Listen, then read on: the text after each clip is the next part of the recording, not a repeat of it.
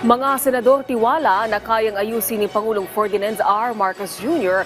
ang ilang pagtapya sa pambansang pondo para sa 2025. Kasabay nito, muling bumuelta ang ilang senador sa mga pumupuna sa ginawang pagbawas sa pondo, partikular sa budget sa edukasyon.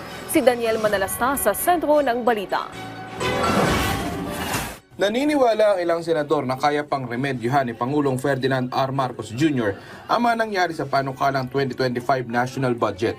Matatandang may ilang bumabatikos kasunod ang mga nangyaring tapyasan sa budget sa mga pangunahing ahensya ng pamahalaan. Pwede niyang banggitin na hindi pa naman napipirma ni Presidente. So, before ma-receive dun sa Malacanang, pwede gawin ni Presidente na the President can always address Congress, the congressional leaders, both the Senate President and the Speaker, that I want a few things further amended in your BICAM.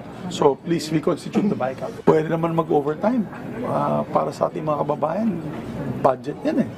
Di ba? Napakahalaga yan, napaka-importante. Yan ang pinaka-importanteng panukala. Dumipensa si Senate Committee on Finance Chairperson Senator Grace Poe sa gitna ng mga puna, partikular sa budget sa edukasyon. Ayon kay Poe, ang proposed 2025 budget ay dumaan sa masusing proseso at inaprubahan ng mayorya ng miyembro ng Senado at Kamara. Nanindigan si Poe na nananatiling prioridad ang sektor ng edukasyon at dinagdagan ang budget para sa mga estudyante at teachers.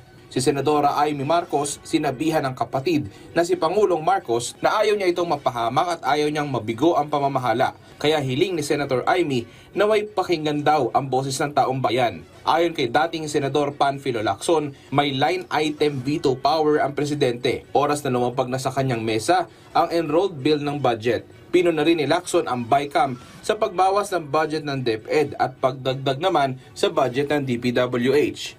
Daniel Manalastas para sa Pambansang TV sa Bagong Pilipinas.